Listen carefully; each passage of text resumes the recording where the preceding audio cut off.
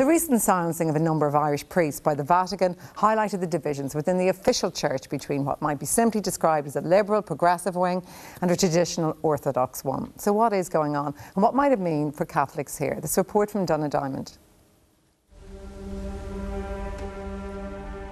The Catholic Church in Ireland is a battered and bruised organisation, but the child abuse scandals may have also served to cover up a deep division within it.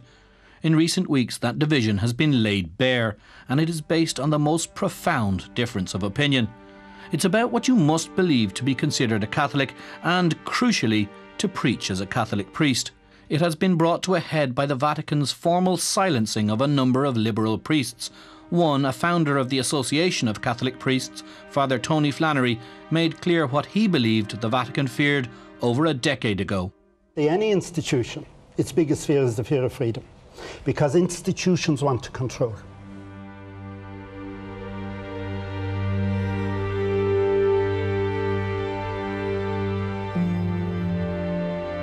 The idea that the priest knows more than everybody else and is obedient in a narrow sense that doesn't allow him to speak his voice on matters that affect people's daily lives is certainly not appropriate to a modern priest or what he was trained to be. Priests obviously make a decision at a certain point in their lives to commit themselves to the church, and they do without any pressure or anything else. They actually all promise respect and obedience to the authority of the church. This dispute isn't really about women priests, priestly celibacy, or church attitudes to homosexuality. It's about obedience and freedom. Just how free are priests to openly disagree with the teachings of their church? And which are the areas where disagreement may be permitted, and which are those that are simply beyond the pale?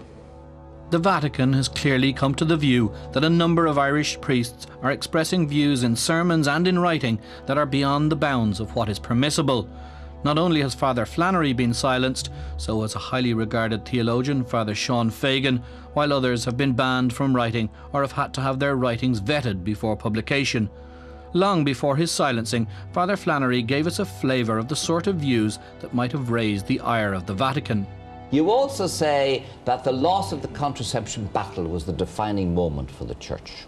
I think it was an immensely significant moment for the church. I think the church lost its moral credibility in Ireland, but specifically in Ireland now, because it's what I'd know best, but I'd say even internationally. Certainly in Ireland, it lost its moral credibility at that point. And the silencings cannot be dismissed as isolated cases of rogue priests. The Vatican itself has made clear that if they are rogue, the Irish Church has lots of them. One paragraph stood out in the recent report of Rome's apostolic visitation to the Irish Church.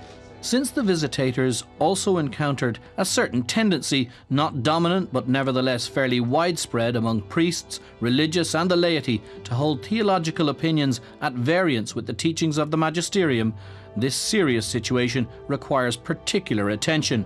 It must be stressed that dissent from the fundamental teachings of the Church is not the authentic path towards renewal, the visitators stated. Many in the Church dislike labels, but the issues which have shown up the division all fall along the classic liberal conservative battle lines.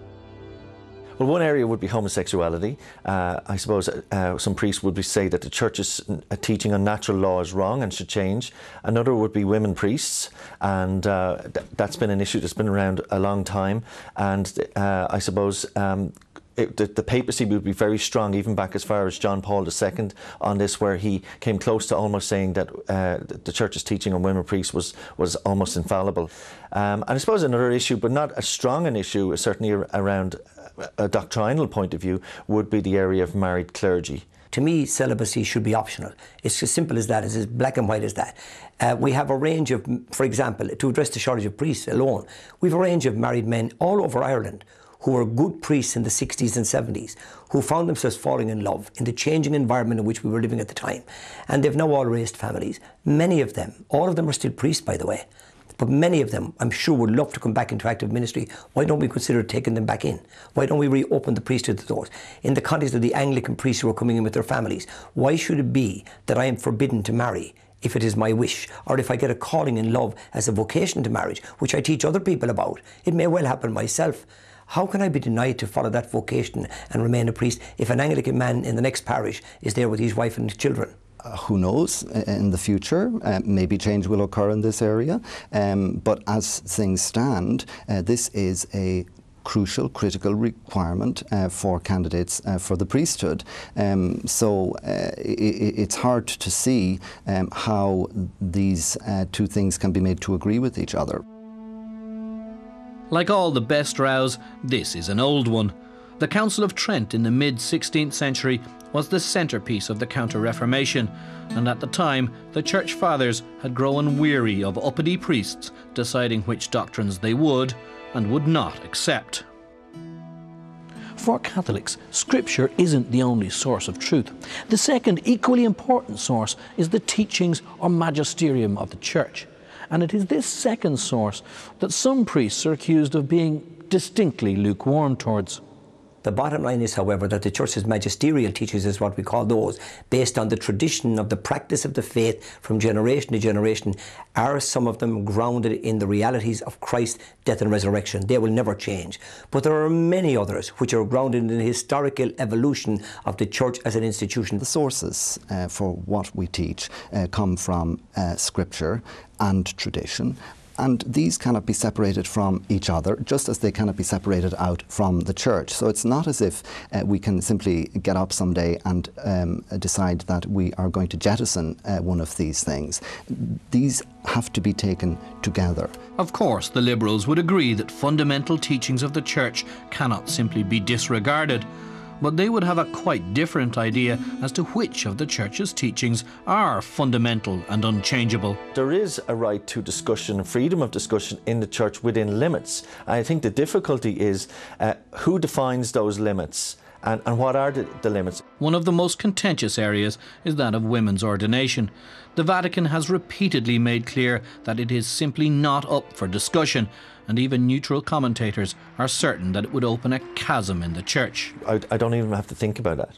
Women's ordination, the Eastern Orthodox Church, where there are married priests, would split from Rome. Certainly you would have a split in the American Church and the American bishops, who are, as I say, are mostly quite conservative now. It would essentially destroy the Church, the Catholic Church as we know it. Now, some people might say, well, good riddance, but they're not the people who are in the Church. They're not the people who are in the pews and who are contributing to the Church. The liberal wing of the Church constantly cites the Second Vatican Council, and more importantly, the spirit of the Council as its guiding light. The problem with spirits, of course, is that they are notoriously hard to pin down. The bottom line is the Second Vatican Council was very explicit in what it did say. It indicated quite clearly that the Church was a pilgrimage people of God. That was the first phrase it used for the Church, which was the first time we had that emphasised ahead of institution.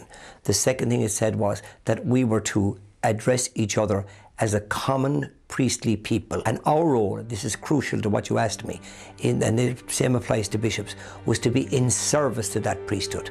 For the Liberals, this translates as Vatican II calling for much more democracy in the Church, for far fewer ranks and titles, and for considerably less pomp and circumstance.